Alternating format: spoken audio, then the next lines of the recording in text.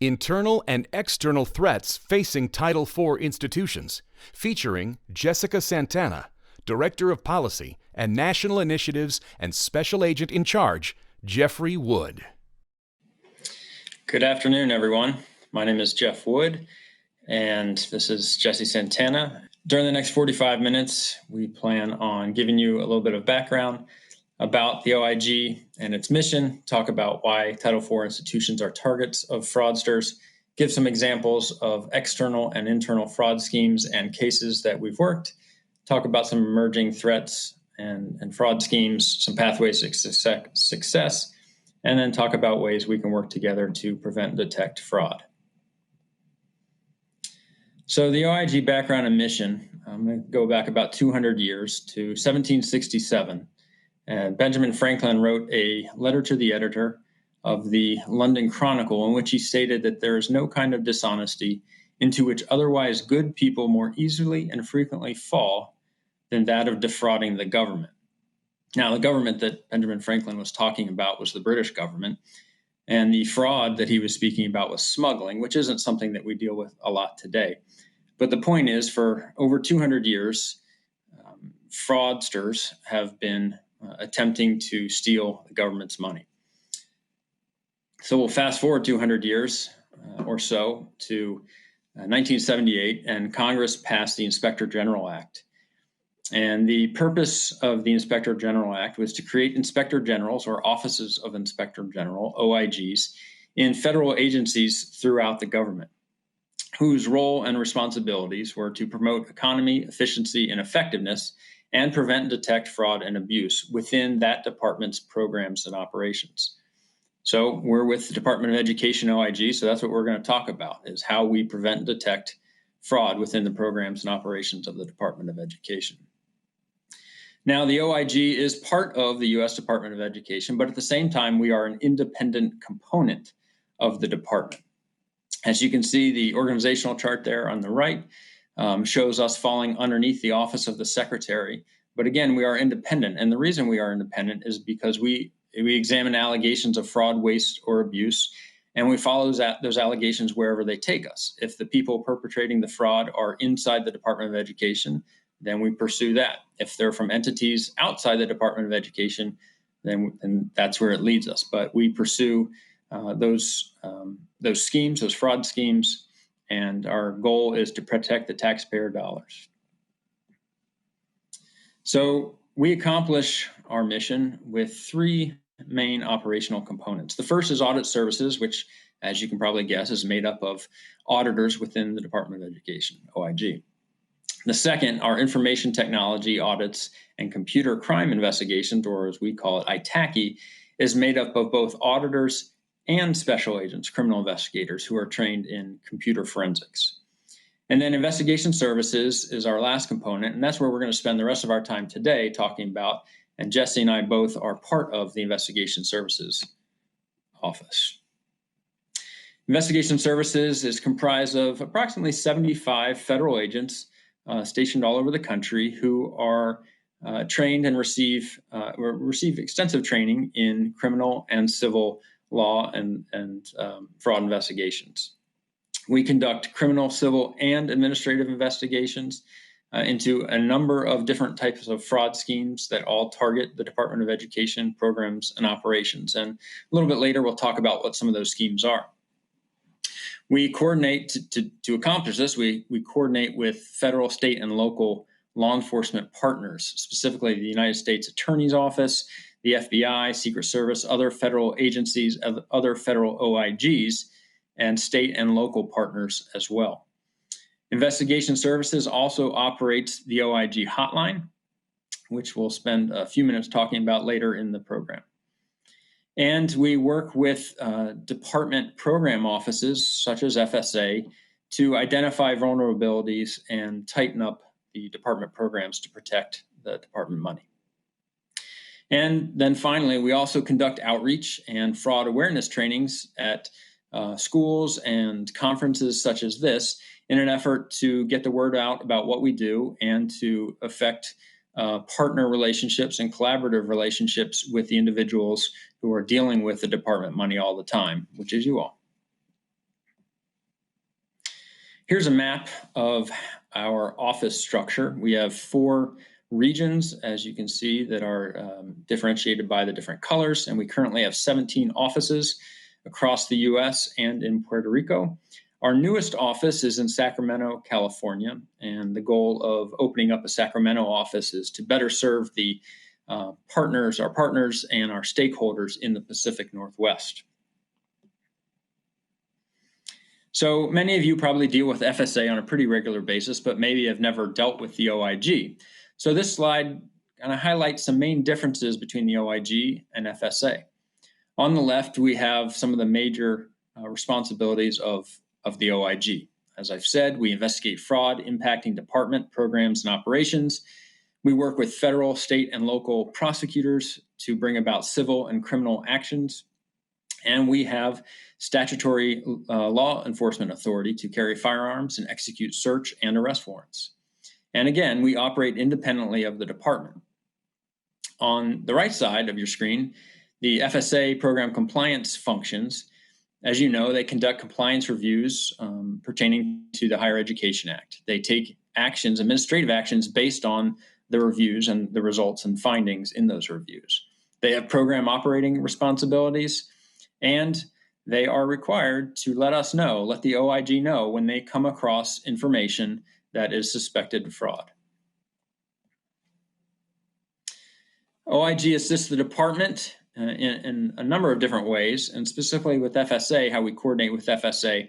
As we are out doing our audits or our investigations and we come across areas of vulnerability that pertain to department programs, we will often write a report to the department and provide information about what we found and information about how those program areas need to be tightened up so that the vulnerability disappears. Provide that information to the department and let them act, and we work with them to take care of those issues. We also have an opportunity to review and comment on all regulations that the department is putting out. So we can put our experience and knowledge regarding fraud and compliance into those regulations, again, to make sure that those taxpayer dollars are protected. And on not only at the headquarters level, but also in the regions, we coordinate often with FSA. Our regional investigative managers and audit managers throughout the U.S. are in regular contact with the FSA program compliance staff in those regions as well, sharing ideas and making sure that everyone's on the same page. All right, now Jesse is going to talk about why Title IV institutions are targets of fraudsters. Jesse? Thank you, Jeff. Hello, everyone. As Jeff said, my name is Jessica Santana with the OIG Investigation Services. So I have been working with Jeff now for several years. I have been with the department for 27 years. I know that's a long time. Started out in the New York office of Federal Student Aid, conducting program reviews in Puerto Rico, New York, and New Jersey. Transferred over to the OIG after 3 years and have been with them since. So Jeff spoke to you a little bit about who we are, what we do, and how we coordinate with FSA. But let's now get into the nitty-gritty of why we're here today, of fraud. And before we do that, before we start talking about why you would be a target for fraud, let's talk about what fraud is. In layman's terms, lying or cheating, right? A deliberate distortion of the truth in an attempt to obtain something of value. So why would you be a target for fraud? You know, with billions of dollars being dispersed each year by the Department of Education to several education institutions, such as yourselves, post-secondary schools, that would make you a target for sure. You're a financial institution that handles millions of dollars every year. You have network resources and sensitive student and financial data that are of interest to commercial entities, insiders, hackers, terrorists, you name it. Your infrastructure may not be configured for fraud detection, prevention, and deterrence. You know, according to the ID Theft Resource Center, in 2019, There were over 1,400 breaches of over 164 million records. And of these breaches, 118 were in the education sector. So this starts resonating of why you would be a target to fraudsters. And why are you important to the OIG? Well, you serve as our frontline workers. Being stewards of federal funds, our precious dollars, you are our eyes and ears to help us detect and prevent fraud. And many of you already cooperate with the OIG and have worked with us to help us conduct our investigation. So we do appreciate that. Now let's get into the risk indicators. What would be red flags to look for at your schools that would be indicators of fraud? We have a list here. I won't go through every single one, but as you can see, this could be a recipe for disaster, especially if you start mixing this with what causes someone to commit fraud on the right side. But before we get to that fraud triangle, let's talk about the indicators. The one person in control, no separation of duties. And also start thinking about what would be the opposite of these indicators. Those would be the areas that you want to focus on and you want to start implementing at your schools. For example, no separation of duties. So check and balances, that would be an area that you would want to work on. The lack of internal controls, ignoring controls, no prior audits, repeat audit findings, financial records not reconciled, altered records, unauthorized transactions, related party transactions. So again, these are red flags. Because you see one of these doesn't necessarily mean there is fraud, but the hairs on the back of your neck will start rising if you start seeing many of these and you just have a feeling. So again, these are areas you want to look for. And if you see them, start digging a little deeper. The fraud triangle, let's talk about that. What makes someone commit fraud? And these are the different reasons: an opportunity, weak controls. As you can see, looking at the list on the left-hand side, you can start seeing how there could be an opportunity for fraudsters to commit these crimes. And that's why it's important to look at these. So the little or no oversight, lacks rules. I want to add lack of information, lack of training. That's why it's great that you're here today with us on learning about fraud awareness and fraud mitigation. What would motivate someone? Normally, it's financial pressures. Could be someone's in debt or addictions. I had a case one time involving a school owner who had an addiction and loved his race cars. So that's what he was using his money, his refunds intended for to be returned to the Department of Education. He decided to use it for that. So status. And how would people rationalize this? The fact that they're committing fraud. They would tell themselves, everyone does it. I was only borrowing the money. I was going to pay it back. I was underpaid and deserved it. So those are the things to consider as you're looking at and strengthening your internal controls at the schools. Now let's talk about two different types of fraudulent activities that Jeff and I see in our work. As you can imagine, we've seen various types of fraud schemes, but let's focus on two today. Single beneficiary fraud, which is fraud committed by students. And normally we see that in the submission of the federal student aid application, the FSA. And what we will see is fraudulent social security numbers. It could be a fraudulent identity theft. And they can, we've seen falsification of the number of family members, falsification of documents, and distance education fraud schemes. And that's something that Jeff is going to talk about later when he provides you an example of a case that we've worked. We also have fraud committed by school officials, contractors, grant recipients. And the first bullet here goes students. As I was looking at the 1993 Senate subcommittee hearings into fraud committed against our education programs, I was reflecting on when I started with the Department of Education, and I worked on a couple of those cases as a program reviewer.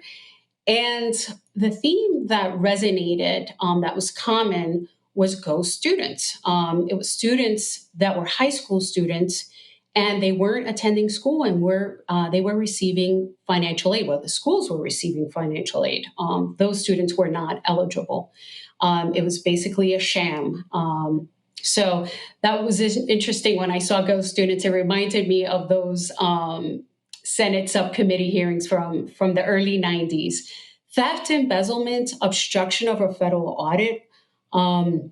We're going to discuss this later in the case that we highlight, where the individuals were pled guilty to a count of obstruction of a federal audit, which could be a program review. 90-10 rule manipulation, compromise of system privileges or compromise of protected information, and unauthorized or exceeding access to IT systems or protected data. And this could be the NSLDS, the National Student Loan Data System. And we've had cases involving that where individuals were exceeding that access. All right, so now let's talk about statutory and regulatory access to records. So under the department regulation, as you know, a school that participates in our program or a third-party servicer must cooperate with the Department of Education, OIG, in the conduct of audits, investigations, etc. And cooperation includes access to records and personnel for interview. And again, many of you have already done that and have worked with us, so we really appreciate that. And FERPA requires schools receiving funding from the Department of Education to protect the privacy of students, as you know. And in many cases, schools will receive consent from the parent or student before releasing those records. But as many of you know, FERPA provides that consent is not required in order to disclose student records to the OIG. Now let's focus on the different remedies that the OIG uses in the conduct of our investigations: criminal, civil, and administrative. But today, let's focus on these two for the sake of time. For criminal, we have our very own education statute, Title 20, 1097, which reads in part, any person who knowingly and willfully embezzles, misapplies, steals, obtains by fraud, false statement, or forgery, or fails to refund Title IV funds to the government, or anyone who attempts to perform the above actions. Individuals can be convicted of a felony and can be fined for not more than $20,000 or imprisoned for not more than 5 years, or both. And then you can see here the definition of attempt, because again, anyone who attempts to perform the above actions can also be prosecuted under this statute. Now, for civil remedies, they are filed under the Civil False Claims Act.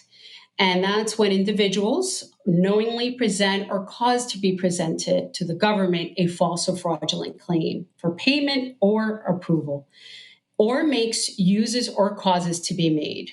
So this is important too, a false record or statement to get a false or fraudulent claim paid, or to conceal, avoid, or decrease an obligation to the government.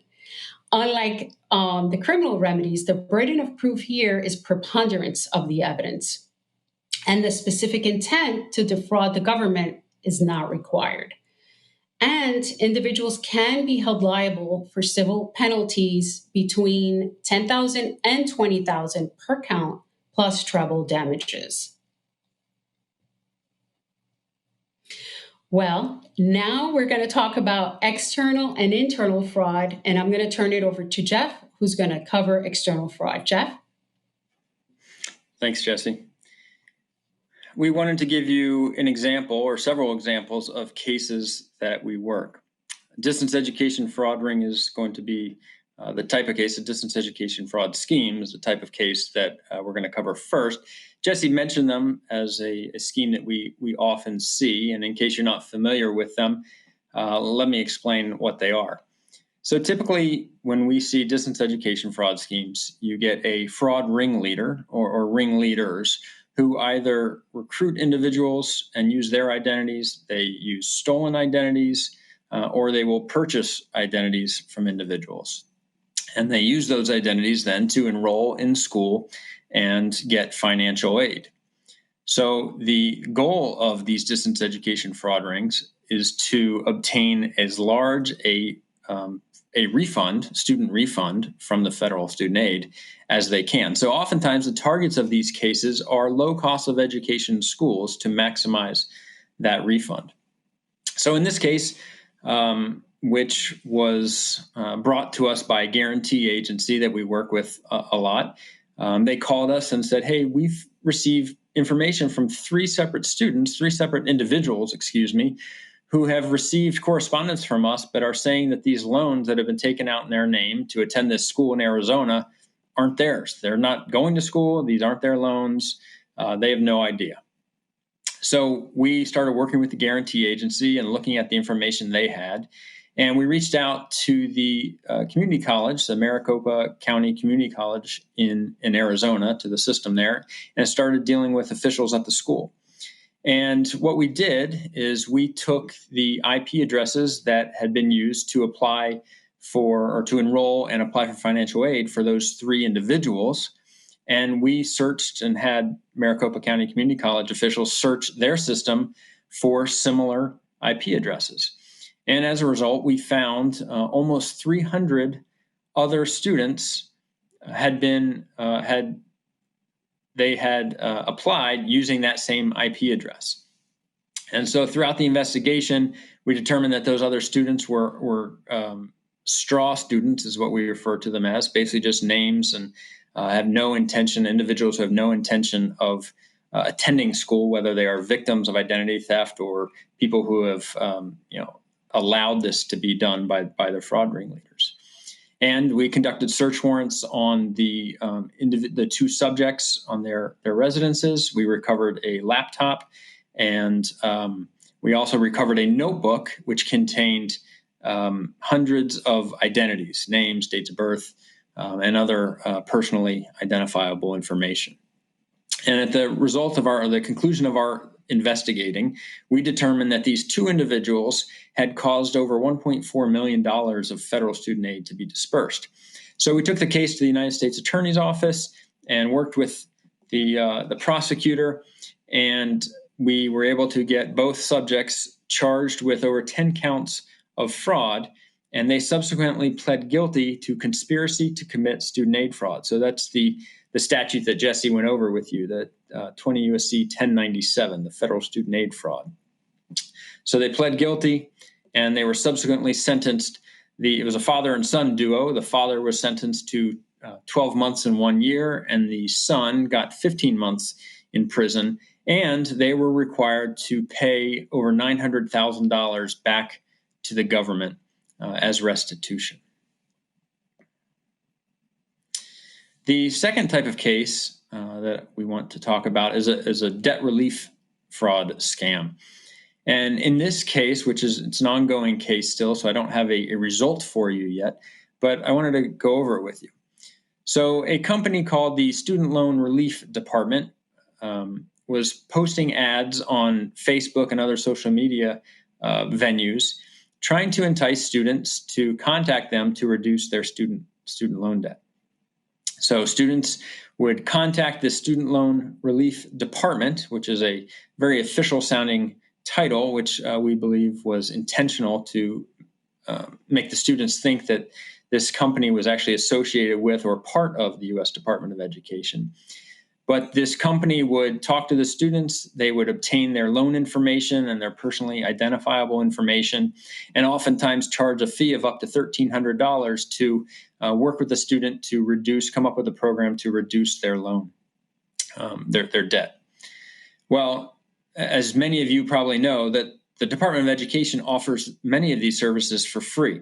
including loan deferment, income-driven repayment plans, and others.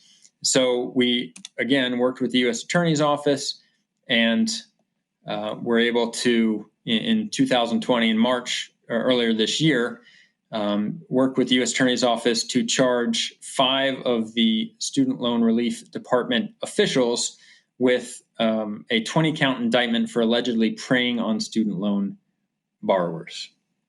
And as I mentioned before, that case is still ongoing, so I don't have a result for you yet, but hopefully in the near future we will have a good result.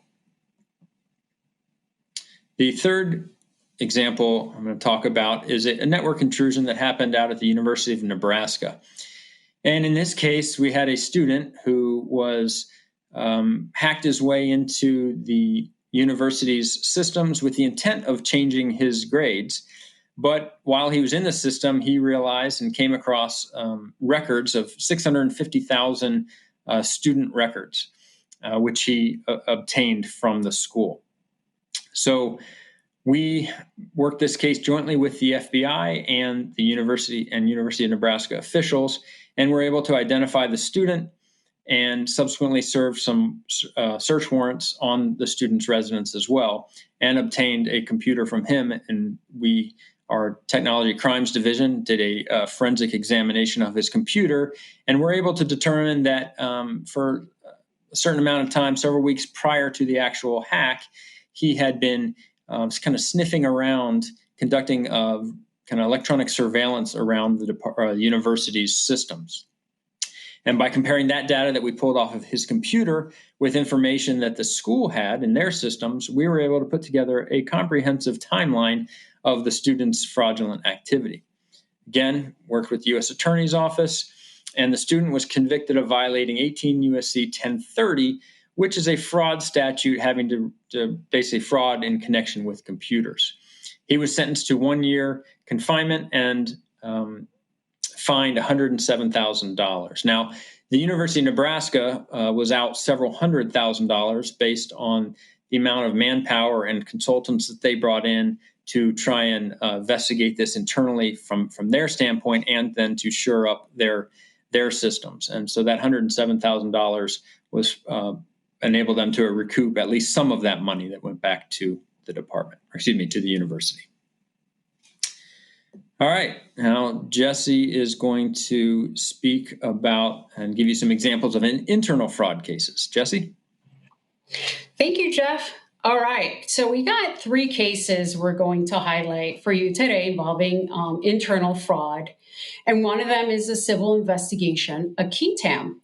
A qui tam is a little different than your typical civil fraud lawsuit, in that a private citizen will bring about the lawsuit, and they may also be entitled to portions of the settlement, like in this case, as we'll see. So in this qui tam, it was filed in the District of South Carolina, where it was alleged that North Greenville University, Oral Roberts University, and San Diego Christian College each violated the department's ban on the incentive compensation.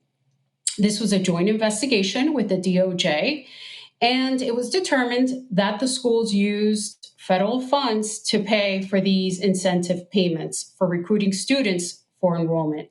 And as we know, that is illegal. And as a result of our investigation, the DOJ reached a civil settlement with these schools. And 2 of the settlements that I can share with you today are listed here. One was for $2.5 million, and the other one was for over $300,000. I do have the press release here, which says that the relator, the individual, the whistleblower, will receive $375,000. And again, that would be the private citizen that's able to bring about the qui tam in conjunction with DOJ and the department. The next one involves a school owner of the Galliano Career Academy. School owner, school president, who decided that he and his wife would open up a sham high school, a diploma mill, in order to provide fake high school diplomas. So the students they wanted to recruit would be eligible for financial aid, circumventing the Title IV regulations. This was a very interesting case where we worked with federal student aid. They conducted a program review of the school. And during the program review, the reviewers thought it was suspicious, things that were happening in the room they were in. They felt like they were being recorded. And sure enough, FSA referred this matter to the OIG, and we conducted a search warrant and discovered those recording devices. And we were fortunate to also find the DVD from the recording devices that was labeled program review. So that was very helpful. This was a great case where the OIG again revealed that Galliano used the diploma mill to falsely certify these ineligible students. The president he pled guilty to theft of government property, obstruction, as I mentioned earlier, and aggravated identity theft, which carries a mandatory 2-year sentence. He was sentenced to 4 years in jail and ordered to pay over $2 million in restitution. We have a video clip, actually, of the search warrant. So why don't we go ahead and take a look at that? Right now, federal agents are raiding an Altamont Springs school. They're going through files and interviewing students at the Galliano Career Academy. Channel 9's Liz Arts is there live. And Liz, students told you this investigation is about financial aid fraud. Yeah, that's right. And we have watched through these windows since 10 o'clock this morning. Agents have even dismantled several computers. We watched them do that. And from what we understand, CEO Anthony Galliano was questioned for most of the day right through those doors. Students gathered all day Wednesday outside Galliano Career Academy, not knowing their future. No, are you serious? So what are we supposed to do? Federal agents wouldn't talk, but students questioned by them told us they were quizzed on how much their tuition was, how much they received in student loans, and how much of that money came back to them. They're not paying. They're keeping the money. They're embezzling. Stephanie Can is like many of these students. She receives the Pell Grant. She says that after tuition is paid, she's supposed to get the remaining money to pay for books and living expenses, but agents think the school was pocketing that money. That was the words. We're going to keep the rest of the money. The private school has roughly 150 students and 35 employees. Most degrees can be completed in 12 months. Students tell us they've forked over anywhere from $9,000 to $20,000. The school's website lists Anthony Galliano as the CEO, his son Michael as the president. Vicki Adams is the director of financial aid. Were you taking financial aid money? Get that out of my face. Amy Johnson has borrowed $13,000 to pay for her 11-month education that she thought would get her a good job as a medical assistant. Tearfully, she told us her sister warned her about the school. She was afraid that they were preying on the uneducated and the poor so we could get an education. I feel like that's what they did. Now, we checked, and this school, which only has this one location, has been involved in several civil suits, but most of those were either settled or dropped. We've told that the school will be open tomorrow. Live in Seminole County, Liz Arts, Channel 9 Eyewitness News. Here are more details on this school. Galliano describes itself as a private career academy. It offers specialized training programs for careers in medical, travel, and business fields. The school was originally founded in 1965 under the name of Ada, Inc. It was renamed twice after that before taking the name Galliano Career Academy in 2002 when it opened in Altamont Springs. The third case involves a director of financial aid, a former director of financial aid over at Teachers College, Columbia University. For unilaterally inflating students' cost of attendance, increasing the amount of financial aid they were eligible for. So over $1.4 million in unauthorized stipends were approved for students. The director of financial aid also received kickbacks from students, $350,000 in kickbacks. And that director and 4 graduate students were arrested and charged with bribery, federal student aid fraud, the Title 20 1097, and conspiracy to commit wire fraud and bribery. They all pled guilty. The director of financial aid was sentenced to 40 months in prison and was ordered to pay over $2 million in restitution. Now, those students, they received a range of sentences from supervised release to 1 year and 1 day in jail. So let's now talk about emerging fraud and threats, and I'll turn it back to Jeff. Jeff? Thanks, Jesse. So as Jesse mentioned, I just want to talk about a couple of emerging fraud areas that we are paying close attention to. And the first is the CARES Act. As I'm sure you are all aware, in late March of this year, the government gave out billions of dollars for prevention and recovery from the COVID-19 pandemic. So the Department of Education got over $30 billion as part of the Education Stabilization Fund under the CARES Act. $16.8 million of that money went to K through 12 education, to the states and local education agencies, but almost $14 billion of it went to institutes of higher education, post-secondary schools and entities to assist with the students and with those entities themselves in recovering from and preventing future impact from the pandemic. So based on all that money that has gone out, these are the things that we're paying attention to. Distance education fraud rings. With the response to the pandemic, many schools went online, at least for a portion of time, many full-time. And so the risk for increased number of distance education schemes is there. Incentive compensation violations, trying to get students to stay in school or bring students back to school. Procurement fraud. The money allows for technology and many other hardware and software items to be purchased for schools, and so there's a risk there of procurement fraud, theft, and embezzlement. We have an embezzlement case open right now, and public corruption is an angle that we're looking at too. We're working closely with our federal, state, and local partners to identify and pursue those sort of matters as well. The second emerging area that we're keeping our eye on has to do with third-party debt relief companies. I spoke earlier about the case example where the Student Loan Relief Department, the company named that, is taking advantages of students, and we're seeing that that's a possibility, and we have other cases open as well, where these companies are portraying themselves as entities that are going to help students, but in effect, they are deceiving the students and are only causing more problems for the students. Many of these services that they're offering for a fee are already offered, like I mentioned, by the department for free to the students. And so that's something we're keeping our eye on, and also ask that if you all have information or see information or hear from students that this is going on, please reach out to us. Jesse's now going to talk about some pathways to success. Jesse? Thanks, Jeff.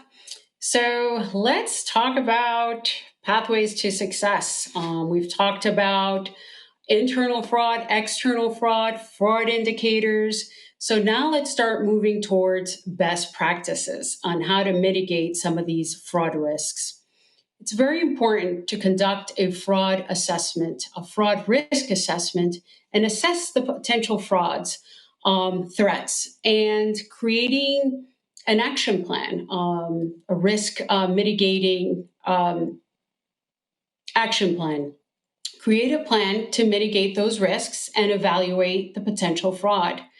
Coordinating with the other departments at the school or coordinating with the OIG is always important, and with IT departments to identify common addresses, common bank accounts, etc., and those IP addresses, like Jeff mentioned earlier. So all the different themes you're hearing from the different cases, that's what you want to look for and coordinate, again, with the IT department so you can identify these types of loopholes. Participate in information sharing. We would ask that you share this presentation with other schools and your colleagues. requiring two-factor authentication to improve security of student accounts, and formalizing a process for reporting potential fraud, waste, and abuse to the OIG. One way you can do that is by visiting our website, ed.gov/OIG, and there you'll find several resources to include our semi-annual report that's filed to Congress that highlights our cases, and you'll be able to see all the different fraud schemes. You'll be able to download pamphlets, flyers, a hotline poster, tons of information that's going to help you formalize this process. Now let's talk about your role in preventing and detecting fraud. Reviewing documents thoroughly, questioning and verifying the authenticity, and requesting additional information. Ensuring that staff receives training, Title IV training, and fraud awareness training. Staying current on alerts and communication from federal student aid. And you're also able to receive notifications about types of frauds through our website. And you're able to follow us on Facebook and Twitter, so go ahead and do that. And again, cooperating with us. Many of you have cooperated with us, and we just ask that if you have never worked with the OIG and you have a question, to work with us, refer fraud. If you come across any fraud, if you have questions, you don't know if it's something that should be referred to us, please give us a call. Through that website, you're able to download the list of all our managers nationwide, our points of contact. So that's important too. Or you can contact Jeff or me and we can help you. So why report fraud to the OIG? It's a regulatory requirement. If you look at the administrative capability regulations, that's what it talks about in part, right? Schools developing and applying an adequate system to identify and resolve discrepancies that you receive with respect to financial aid. So in doing so, you're able to mitigate fraud risks, if you come across fraud, contacting us. And you must refer, according to the regulation, any credible information indicating that someone may have engaged in fraud, someone or a school or a third-party servicer. And again, that's in the administrative capability regulations. Complying with the ethical responsibility. It's also a way to deter others from committing fraud and abuse. You're also creating a culture of accountability by protecting the integrity of our programs. You're avoiding being part of these fraud schemes that we're talking about and these criminal penalties and civil penalties. So how do you go about and report fraud to the OIG? We've touched on it a little bit, but Jeff is going to hit it home for us. Jeff? All right. Thank you, Jesse. So we spent a lot of time today talking about our fraud schemes. We've talked about some real case examples, but the crux of our presentation is to make contact with you all, so that you all know how to reach out to us.